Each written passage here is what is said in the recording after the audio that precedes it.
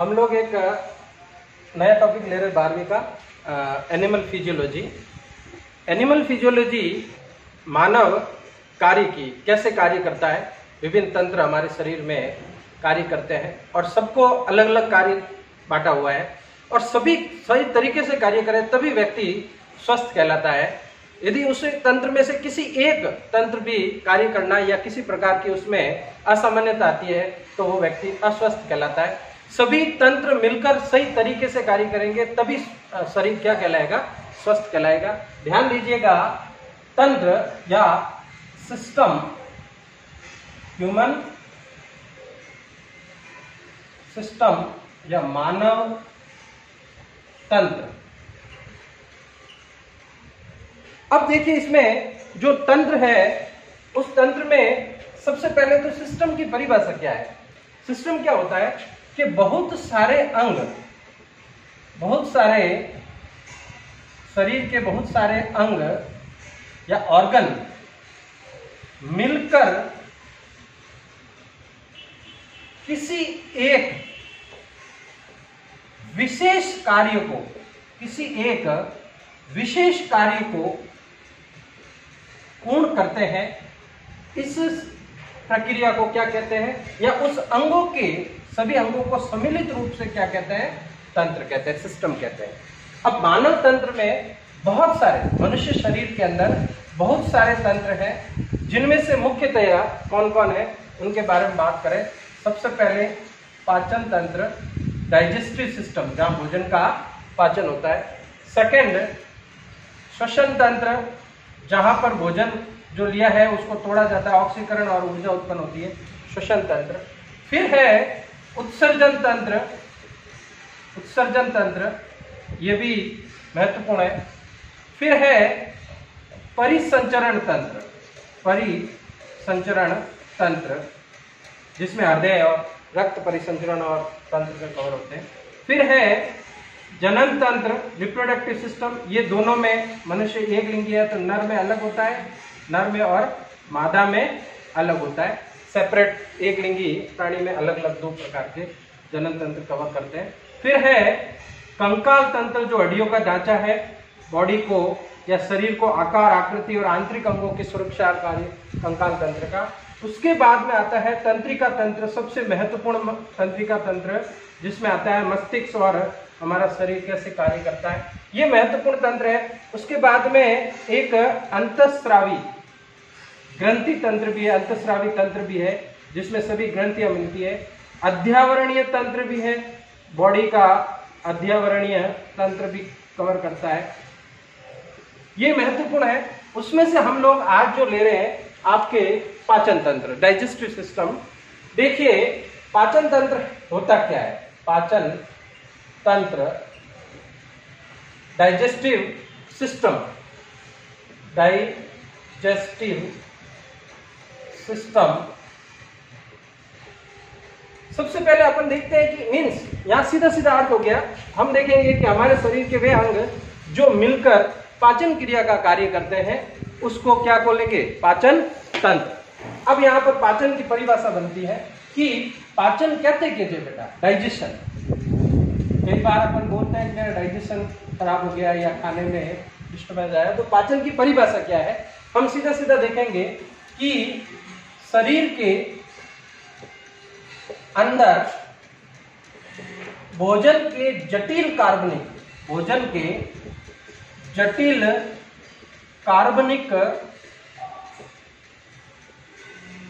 कार्बनिक means complex organic food, कार्बनिक पदार्थों को सरल, ध्यान रखना, जटिल कॉम्प्लेक्स जिनमें पता नहीं चल रहा है उनको सिंपल में बदलना। सरल कार्बनिक पदार्थों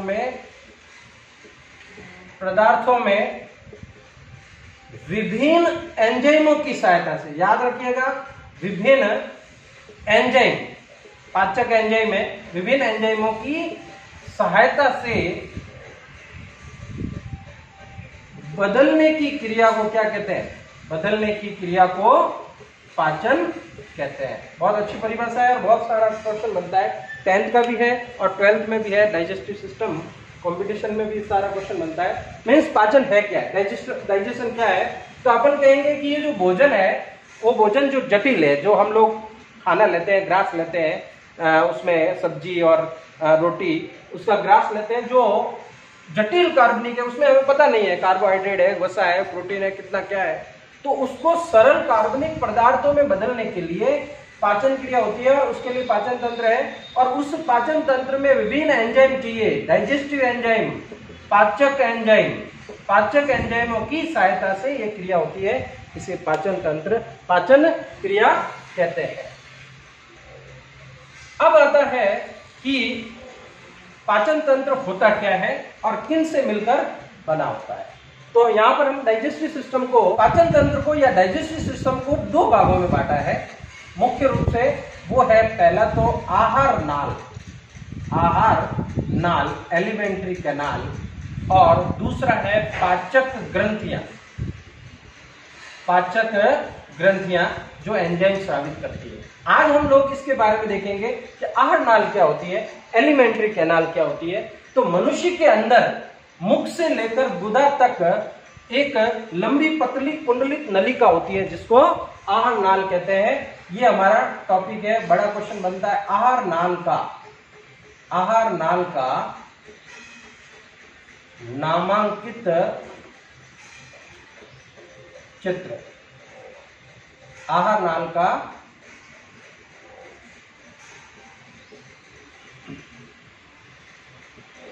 नामांकित चित्र। आहार नाल का नामांकित जो चित्र है इस तरह से है, जिसमें सबसे पहले होता है मुख। मुख क्या होता है बेटा, दो ओष्ठ से गिरी हुई गोल छिद्रनुमा संरचना को क्या कहते हैं, मुख कहते हैं। मुख से लेकर गुदा तक ये रहा अंतिम भाग। इसलिए मनुष्य की आहार नाल को पूर्ण आहार नाल कहते हैं, क्योंकि ये मुख से गुदा तक पतली नली के रूप में फैली रहती है, भोजन इसी में रहता है, इसलिए बाह्य कोशिकीय पाचन कहलाता है। याद रखिएगा, क्योंकि आहार नाल के अंदर होता है जो बाह्य कोशिकीय पाचन कहलाता है। तो मुख है जो किसमें खुलता है, मुख गुहा में, जिसको बक्कल कैविटी कहते हैं। और मुख गुहा के अंदर बकायदा लार ग्रंथियां होती है, तीन जोड़ी लार ग्रंथियां, एक मांसल जीवहा होती है और दांत होते हैं, बकायदा दांत कवर होते हैं जो 4 प्रकार के हैं। उसके बाद यहाँ आता है ग्रसनी, फेरिंग्स। याद रखना ये श्वसन तंत्र और पाचन तंत्र का कॉमन भाग है, 4 सेंटीमीटर का नली का कॉमन भाग है। यहाँ पर एक इसोफेगस, घाटी ढक्कन, घाटी ढक्कन भी होता है, घाटी ढक्कन कहते हैं, जो कॉमन है, ये उपास्थि का बना होता है। उसके बाद आता है यहाँ पर ग्रसिका, ग्रास नली, भोजन नली इसी को कहते हैं, जो केवल निगलने का काम करती है। एक जे आकार का अंग होता है जिसका नाम है आमाशय, बहुत इंपॉर्टेंट है। यहाँ पर भोजन का प्रारंभ, पाचन प्रारंभ होता है और इस आमाशय के डिटेल भी पढ़ेंगे। इस आमाशय को, जो ग्रसिका है, वो इस तरह से ऐसे निकलती है डायफ्राम को बीच में से छेद करते हुए, इसका नाम है डायफ्राम। ये वक्ष भाग और उदर भाग को अलग करने का काम करता है। इसके ऊपर फेफड़े और हृदय होता है, इसके नीचे की तरफ जे आकार का बड़ा थैलेनुमा आहार नाल का सबसे चौड़ा भाग है जिसका नाम है आमाशय। उस आमाशय के नीचे यहाँ पर होती है एक यू आकार की नली जिसको बोलते हैं ग्रहणी। याद रखना, ड्यूडेनम, ग्रहणी, यू आकार की नली। रिस के भोजन जो आमाशय में 4 घंटे तक पड़ा रहता है, मथा जाता है, वो यहाँ पर आगे चलता है। और ये जो ग्रहणी है उसके बाद आता है जिसका नाम है सुद्रांत।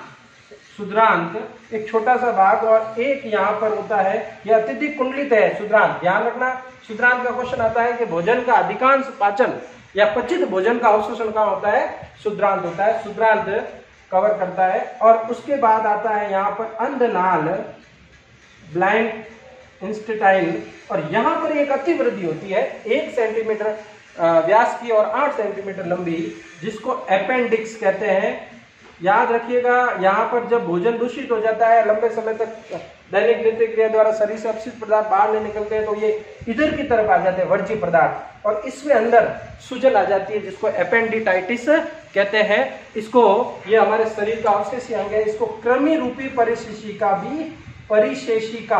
भी कहते हैं। कई बच्चों के और बड़ों के ये अपेंडिक्स का ऑपरेशन करके इसको बाहर निकाला जाता है, क्योंकि हमारे शरीर में इसका कोई कार्य नहीं है। जानवर जो है रुमिनेट्स है उसमें अंदर ये कार्य है।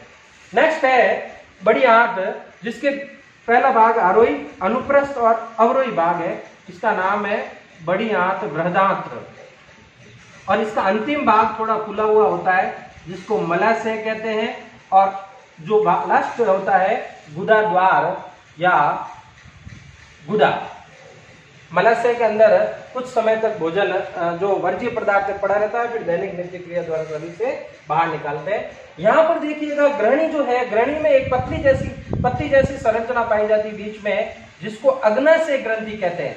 याद रखिएगा, पहले लार ग्रंथि इंपॉर्टेंट, फिर अग्नाशय ग्रंथि, ये मिश्रित ग्रंथि भी है, इसका भी विशेष कार्य पढ़ेंगे। उसके बाद एक थोड़ा सा भाग है जिसको शरीर की सबसे बड़ी ग्रंथि कहते हैं, यकृत या लिवर, यकृत ग्रंथि के नाम से त्रिकोण भाग है। और यहाँ से जो नलियां निकलती है यू आकार ग्रहणी से, यहाँ पर यकृत पित्त वाहिनी कहलाती है, ये पित्त वाहिनी के रूप में जानी जाती है।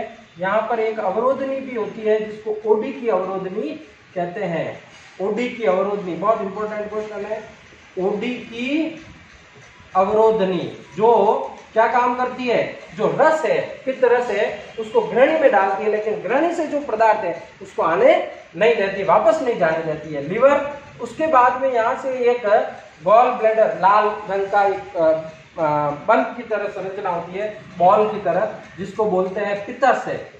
याद रखिएगा, यकृत से पित्त रस है बाइल, वो स्रावित होता है, और संग्रहित कहाँ होता है, गॉल ब्लैडर पित्ताशय के अंदर। नेक्स्ट क्लास में अपन इसका वर्णन करेंगे।